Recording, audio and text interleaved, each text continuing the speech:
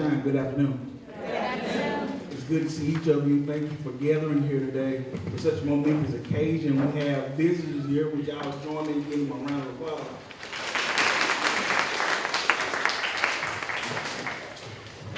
We will go with the program as follows.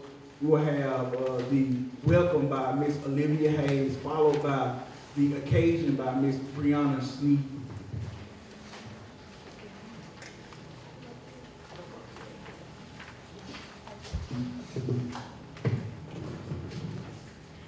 Good afternoon. Good afternoon. Good afternoon. I'm Olivia Hayes, a graduating senior, and my major is history with a minor in political science. I greet and welcome you on behalf of the Division of Social Work and Behavioral and Political Sciences. The George Rubel Woolfolk Lecture Series committee appreciates your participation and engagement with the event celebrating Women's History Month.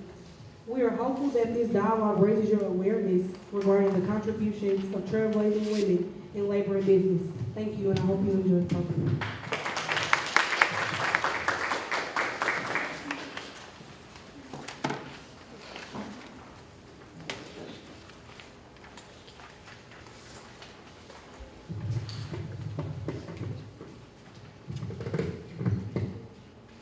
Hello. Good afternoon. My name is Brianna Sneed. I'm a senior history major at Prairie. The George Rubel Woolfolk Lecture Series is a semi-annual event hosted by the Division of Social Work, Behavioral, and Political Sciences to highlight exemplary humanitarian efforts in our communities, innovative research, and exceptional teaching in the social sciences and humanities. The lecture series regularly hosts scholars, faculty researchers, staff, alumni speakers, and nonprofit community groups. Thank you for joining us for this noble occasion to celebrate Women's History Month.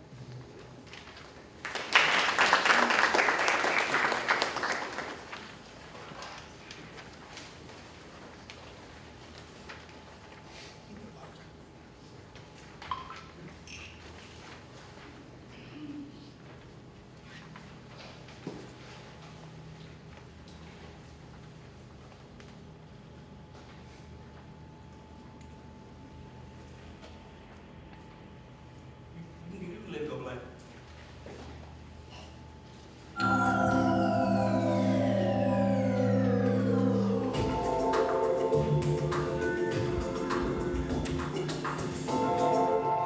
Noted African-American scholar and historian George Rubel Woolfolk was born February 22nd, 1915 in Louisville, Kentucky. His parents, Lucy and Ben and Theodosia Berry Jackson Woolfolk, taught their children at a very early age the value of the education. The youngest of four, Woolfolk went on to graduate from Louisville Municipal College in 1937 and Ohio State in 1938, obtained a PhD in 1947 from the University of Wisconsin. His seminal work, Cotton Regency and Prairie, a study of public conscience, brought him to the helm as one of the noted African-American scholars in Texas and across the United States.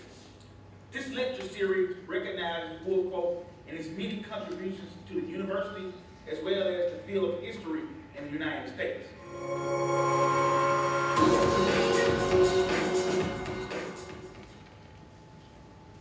Our next picture is of his wife who recently died just a few months back. If you'd be so kind to join me and bow your heads in a moment of silence in recognition of her and celebrating her life. Ms. Douglas Jardine Woolfolk. Thank you.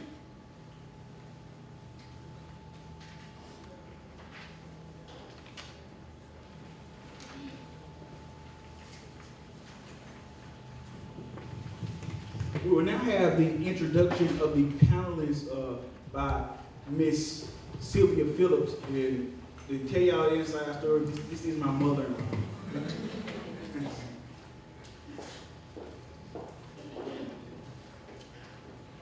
Good afternoon.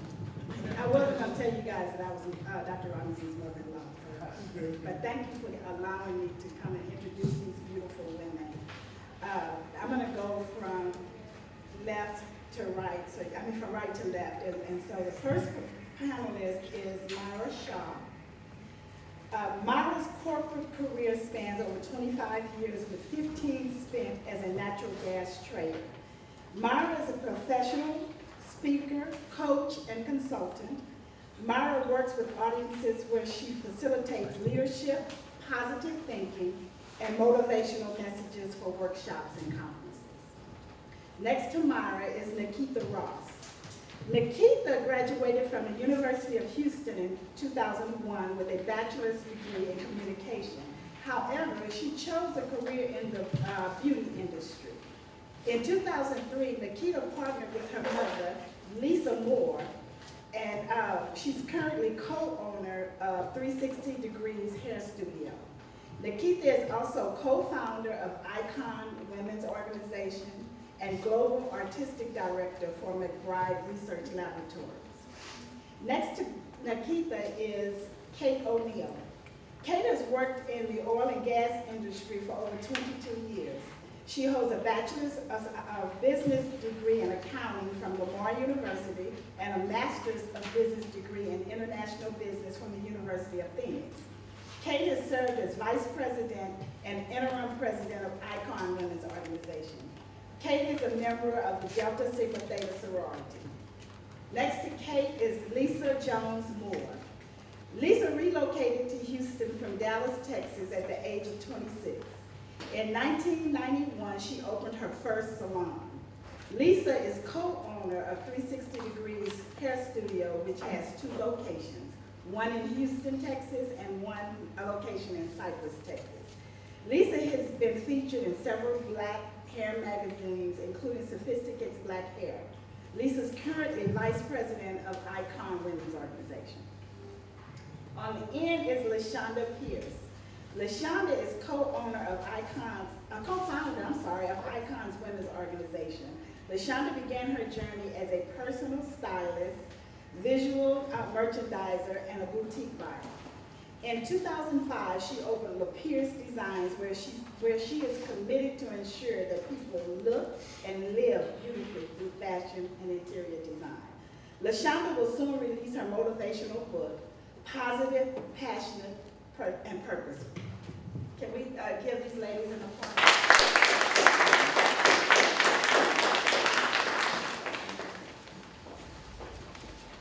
All right, we have 3 rounds of questioning to maintain our time frame. And the first thing I would like to do is to give the founders of Icon an opportunity to talk about the origins and the history of the organization. Then I give each of the ladies about a minute or 2 to just tell about themselves, and we'll go into the first round of questions. Okay, my name is Nikita Ross, and LaShonda and I founded Icon almost 7 years ago. Next month will be 7 years. And we were sitting in our house on the sofa talking about empowerment, giving back to the community. And literally the next day, I went on LegalZoom.com. When she created the name, we talked about puzzle pieces, putting things together. Went on LegalZoom, and we just, that's how it happened. And so, 7 years later, we have 52 members. We've served over 1,100 youth, 672 women, 371 families. So we constantly giving. And each month, we do anywhere between 3 to 4 community service activities. So feel free to volunteer anytime. Absolutely. In addition to that, we are big on education. We've given over $86,000 in college scholarships to women and youth. So please feel free to sign up for our scholarships as well. And to sign up for the scholarship, go to www.iconcares.org, www.iconcares.org. And even though we're a women's organization, we give scholarships to women and men as well. So undergrad, graduates, we give our scholarships. And Our deadline for the scholarship application is June 1st, I believe. June 1st. And our mission is simple. Our mission is to educate and elevate women and children. And thank you for having us, too. On behalf of all of us, thank you for having us today. All right. We'll give the other ladies an opportunity to kind of do an intro of themselves, and then we'll go into the first one. Good afternoon, I'm Lisa Moore.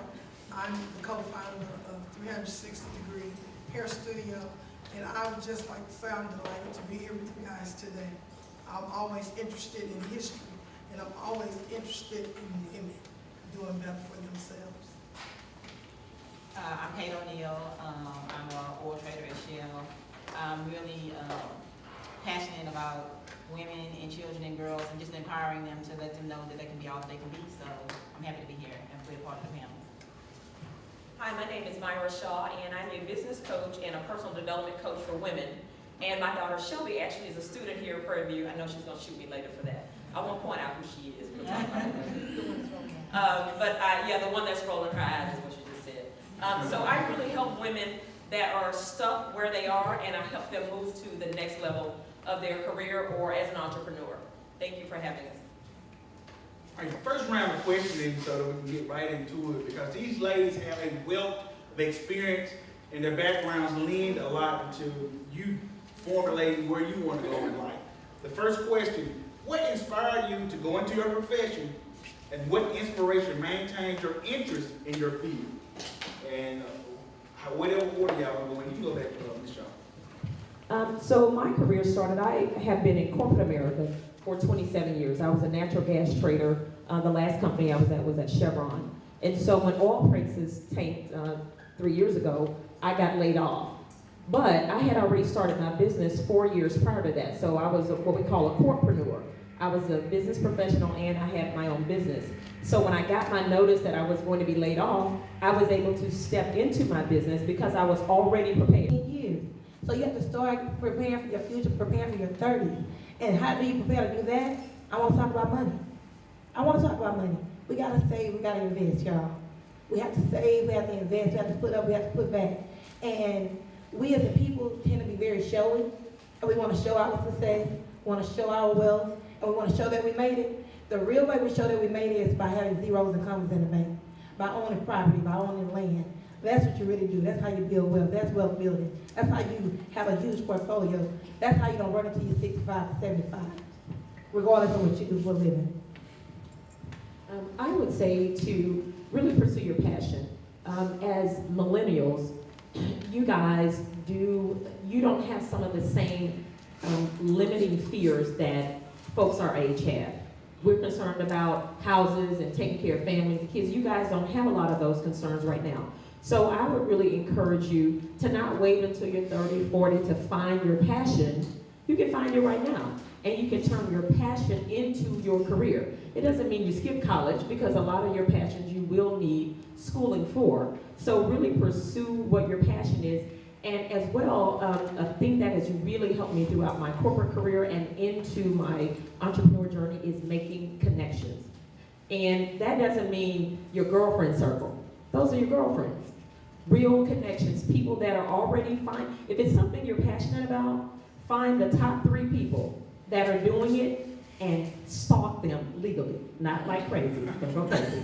But really follow what they do. There's something that my business coach tells me, and it is to copy genius.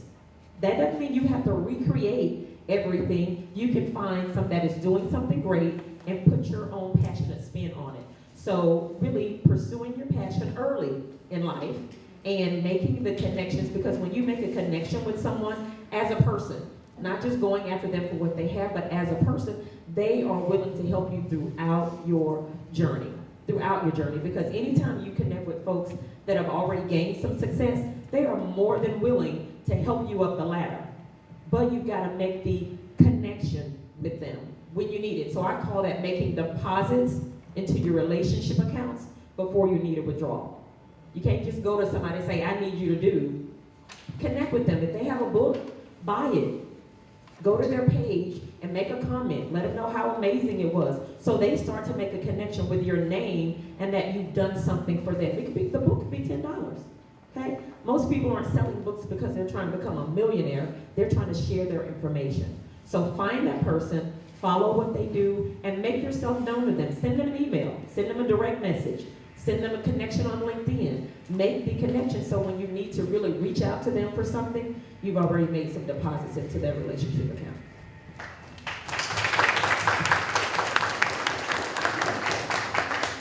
This next round, I want them to discuss their challenges in which they face in their respective areas of business as it relates to their gender, their sex, and how you travailed over those challenges? So for me, when I was in corporate America, I was a trader in some of the, Chevron, Exxon, Texaco. I worked at all those companies.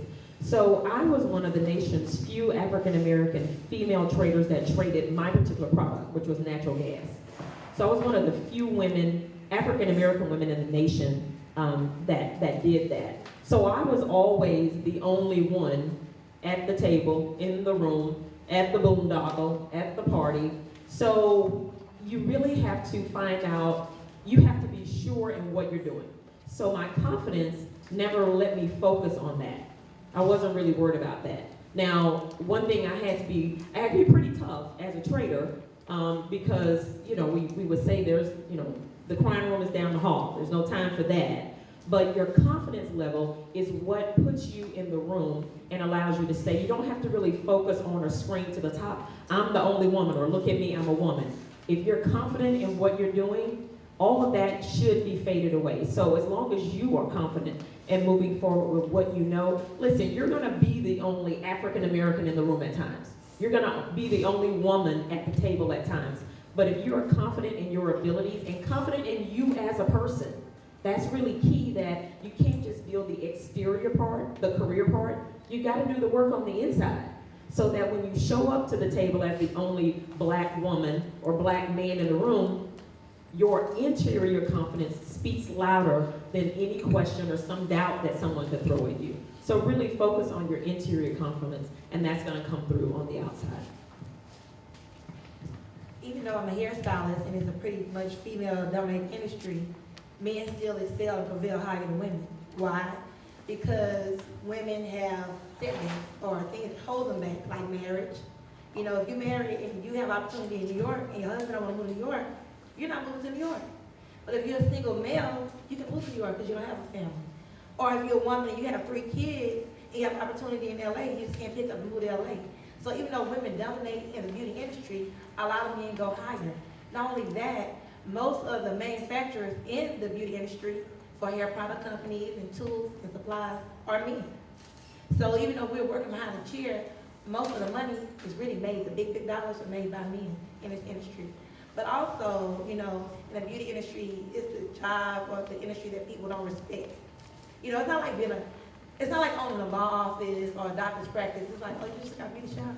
It's like a negative connotation that comes with it. They don't treat it, it's not equal to other businesses, but we're still professionals as well. So that's stigmatism. And another thing, we talked about on the ride here, even though, it's obvious we have to deal with racism, sexism, but ageism. Oh, who owns this place? I say me, if I'm the one in the front and my mom's in the back, I own it. You own this place? You look like you're not old enough. So I get in trouble for not being old enough. How old is old enough? So that's some of the obstacles that I face being an owner as one. I'm in the oil and gas industry, and as she stated, there's not still, even now, and I'm still in the industry, there's not a lot of, not just African-American females in general, because it's a male-dominated industry. And when you go to meetings or get-togethers, it's not a spoken thing, it's just like a inclination that you're not as capable, even though they don't know your capabilities, but just by looking at you and you're female, and females have children, so some activities you don't go to. And I guess the stressors are how, like, a guy can be in the room and have a fit and show emotions, and it's fine. But if a female does that, then you're sensitive or you're too emotional. So you always have to act differently than they act. Sometimes you just have to let the numbers prove what you can do.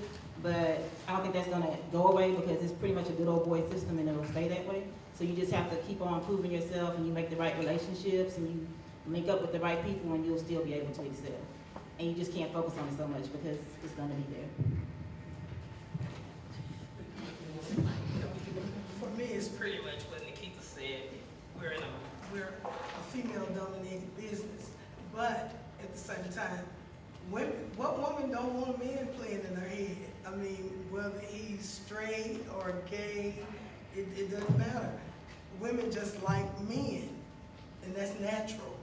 But we have to work a little hard. He can be 30 minutes late, and she can be furious before he gets there. But soon as she get there, she melt like butter. She don't even, all that noise she was talking is like, you like, well, that's how you look, because you're in shock. But you just have to do your part.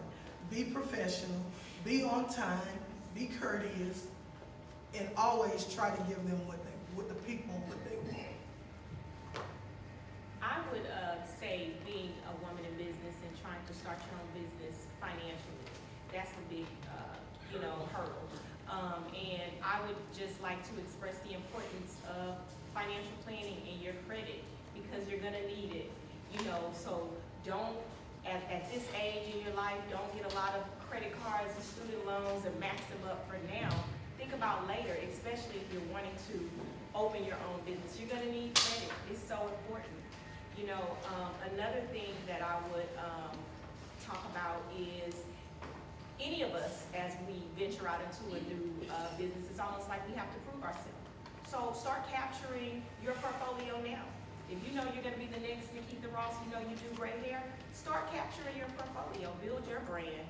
And it's never too early. And I would say really focus on your passion and your craft and build that portfolio. And don't spend money foolishly. I'm going to open the floor up for questions from the audience. We'll take 3 questions. First person. We'll wait. I have a question about the scholarship. Y'all know the requirements? Oh, the requirements for the scholarship? It's community service. You got time. You got time. Community service, because we want our scholarship recipient to be multidimensional.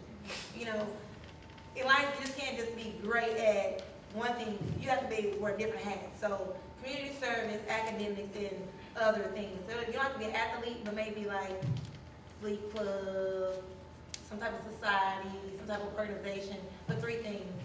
And we do require a scholarship, an essay. So essay on something that you're passionate about, or what community service, something like that. It's like 3 choices sometimes.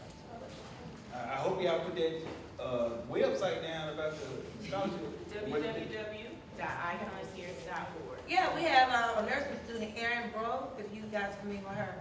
She was awarded scholarship twice.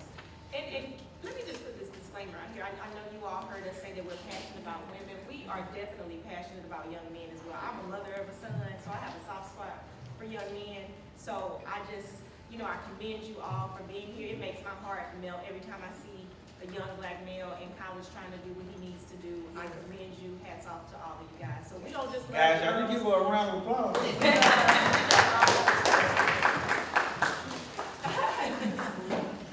That's why we say women and children. All right. Questions. Okay, sorry, I came in a little late, but, did you cover over like how, okay, so say if you want to be an entrepreneur, but like you're in college, so like the funds aren't really there, but you have the ambition and like you have like a plan of how you want to do it, but you just don't have the money. What about that? capturing your experiences, building that portfolio. So when the time comes, that's one thing I would say. I would say also the thing you want to do. So one of the things you can start doing is social media is free.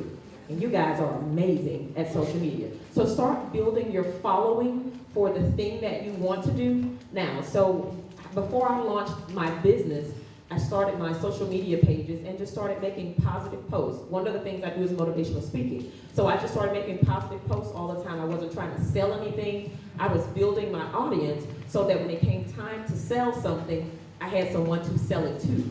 So something else that I wanted to add to all of you guys, and this is particularly tough for women. When you need something, ask for it. We get shy. We're like, well, I don't want them to think I'm not smart or I'm not this. Men have no issue asking. That's a woman thing. We get a little shy. We want all the ducks to be lined up just right and everything to be all perfect before we make the ask. As a young woman, start asking now. If you get a no, keep going. Keep going until you get your yes. That is how success is created. You cannot do it alone. So when you keep asking, maybe the first person says no. Maybe the first 10 people say no. But when you get to the 11th one, that's your yes, that's the one you were supposed to have. So I would say for you, really start with your social media because that starts giving you proof. When you start your business, that's proof that you already know what you're doing. And I also think that a lot of times when we think about our business, we think grand, you know what I mean? And there's nothing wrong with that. I mean, the sky is the limit. But in order to get to this grand, big mansion, we have to think about, you know, getting this room, this room, this room, this room, the building blocks to create this mansion, right? And so I say that because even though you make, and I'm just throwing out a business, just say if you have a t-shirt business and today you don't have enough money to print 20,000 shirts, why you can't print 20? You know what I mean? Why you can't print 20 shirts and turn that 20 shirts into 40 and just do it gradually, slowly but surely, but it can happen. Because guess what? Most successful people don't have the money and the means. They're innovative, they're creative, and they're so resourceful. That's why they're successful in business.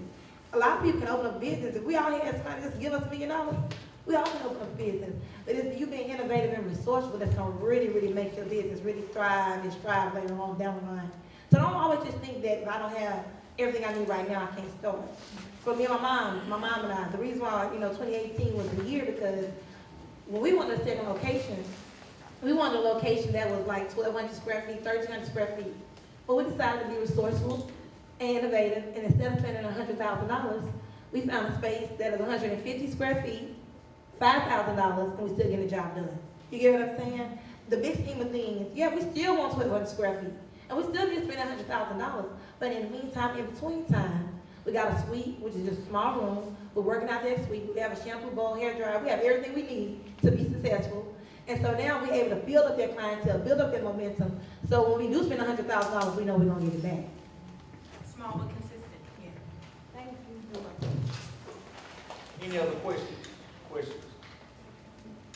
If you please join me in them around the block.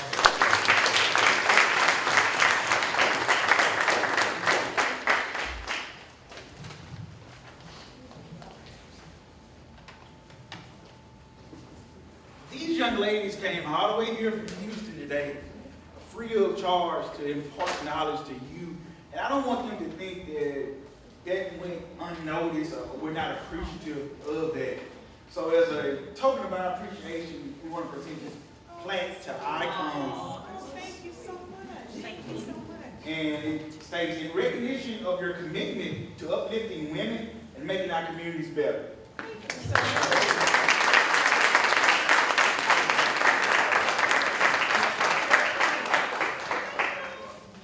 Each one of you have a certificate.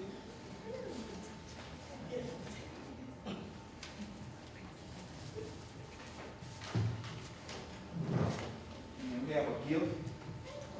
Not for too much. Let us see next year.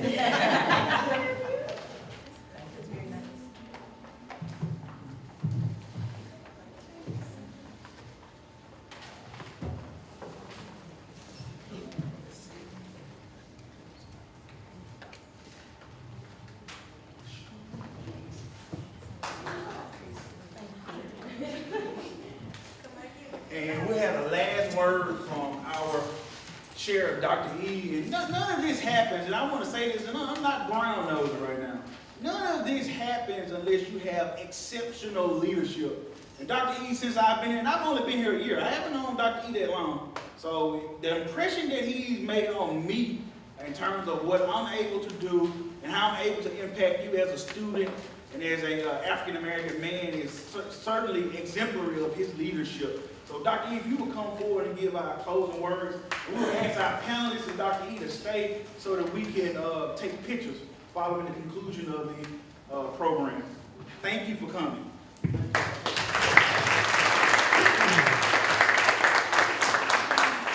I really don't deserve that at all.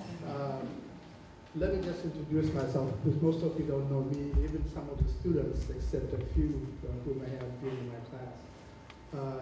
I'm Dr. Ingadayu. I'm the head of the Division of Social Work, Behavioral, and Political Sciences. The division consists of mostly social sciences. So as you were speaking and obviously focusing on the business area, I was thinking, okay, what about our graduates from the social sciences? Do they have any place in the workplace? And so forth. So I almost asked a question, what would you recommend to those who are in our areas as a career in the future and so forth? But anyway, but as I'm sitting, was sitting and listening to you, I said to myself, wow, what if I heard this when I was at their age? But I can't change careers now because I'm in my, well, I don't want to tell you but really, I'm sure that you have had a huge impact on our students about what the career is all about and what it takes to be successful. And I just want to come here to the panel and appreciate what you've done. And thank you for coming. And more importantly, I really appreciate Dr. Robinson to put together an excellent program like this. He is one of the committee members for our lecture series. And this is very fitting because it's Women's History Month. Yeah. And there's nothing more important than having 5 successful women here to come here and share with us. Thank you very much.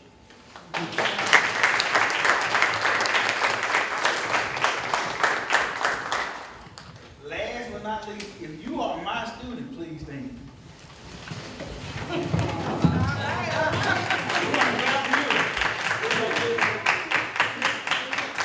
All right, everybody, please thank you for coming.